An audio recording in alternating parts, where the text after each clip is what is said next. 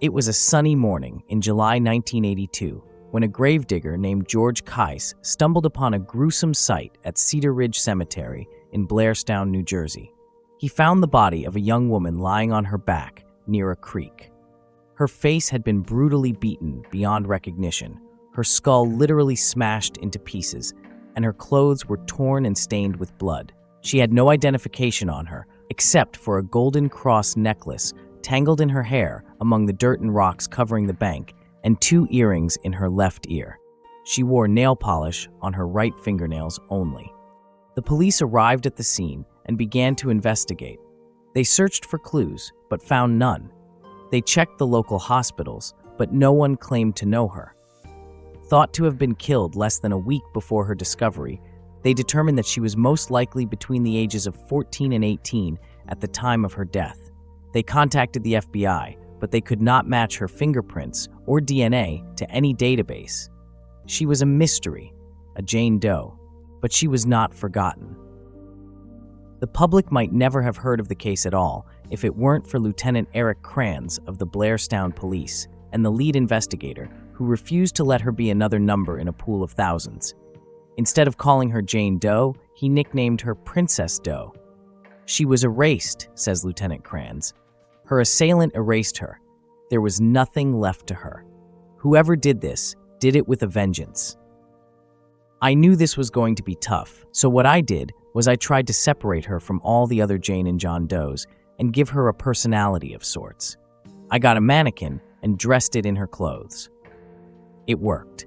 After images of the victim's clothing were shown to the public, a woman reported to police that she had seen a young woman matching the victim's description who wore similar clothing in a store near the cemetery where the body was discovered. The clothing the victim wore possibly originated from a store in Long Island, New York, that is now closed. The shirt and skirt were manufactured in the Midwestern part of the United States.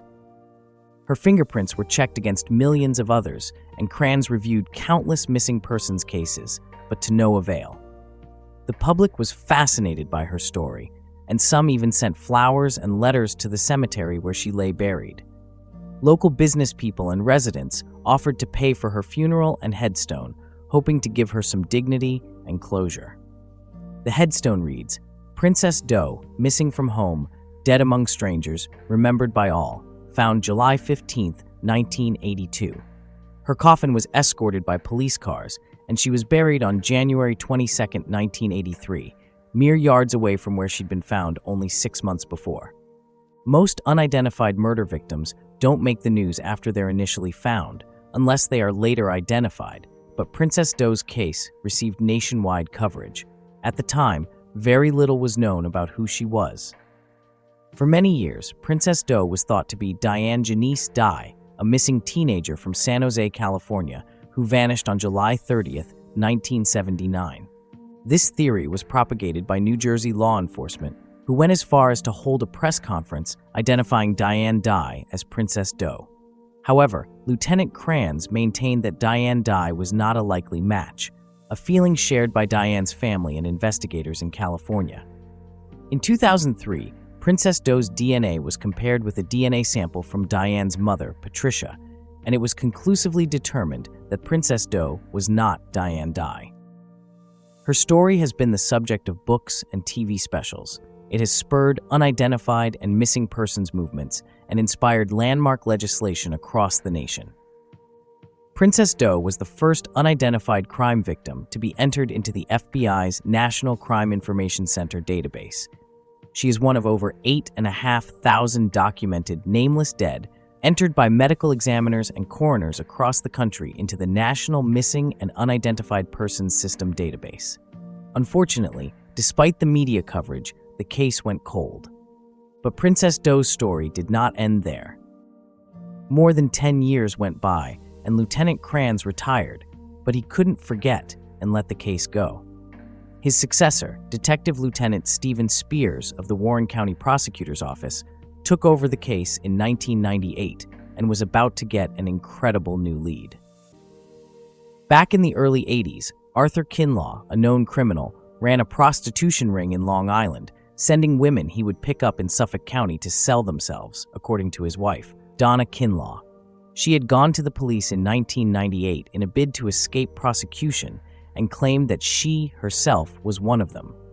In addition to the prostitution racket, the couple traveled the country and accumulated dozens of arrests, from burglary to welfare fraud. One of Arthur Kinlaw's former prostitutes told police how he had, with Donna's help, drugged, strangled, and beaten a woman when she refused to work as a prostitute for him. They struck her on the head with an aluminum baseball bat and dumped her body in the East River.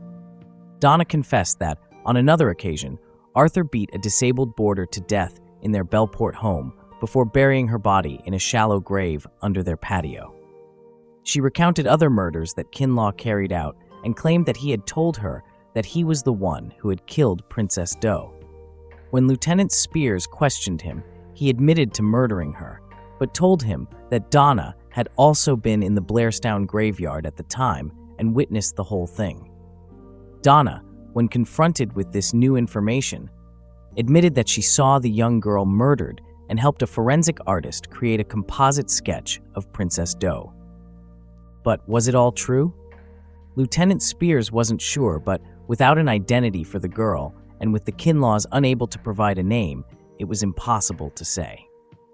Arthur Kinlaw was serving a 20-year-to-life sentence for 2 other counts of second-degree murder, and Donna became a witness for the state, receiving 3 to 10 years for manslaughter instead of a possible life sentence for murder.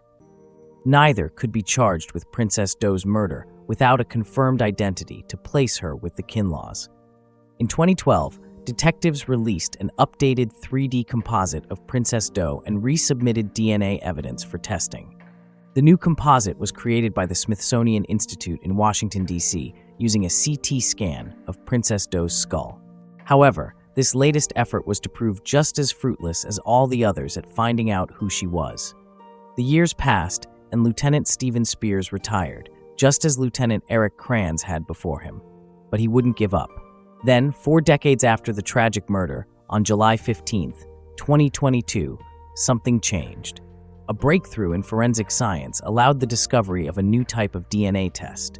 A team of scientists from Baltimore analyzed samples from Princess Doe's femur bone that had been collected in 1999 for DNA testing.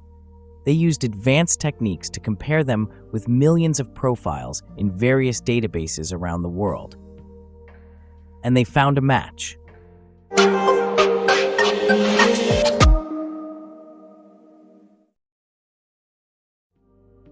Finally, 40 years after the discovery of Princess Doe's body, her identity was revealed to the world.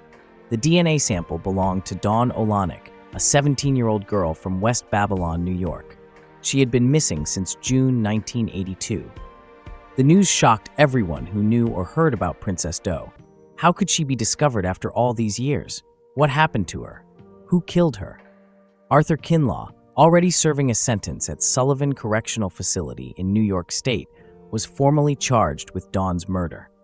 It is believed that she refused his demands to go into prostitution for him and was driven to Blairstown, New Jersey, where Kinlaw murdered her and beat her so hard that he broke most of her bones and left her unrecognizable. Neither Kinlaw nor Olanek had a connection with the town. It is said that Kinlaw regretted what he did and wished he could take it back and hoped that she would forgive him someday. Unfortunately, Dawn Olanek is no longer with us to give that forgiveness. And the real question is, does he deserve it?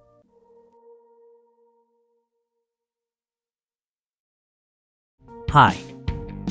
Thanks for watching. If you enjoyed anything about what you've just seen, then please hit that like and subscribe button. We're just getting started, so you'd be doing me a huge favor. It really helps out a small channel like this one. I hope we earned your subscription today, but if we didn't, I promise we'll keep making great videos until we do. Join us next time when together we'll once again enter the darkness.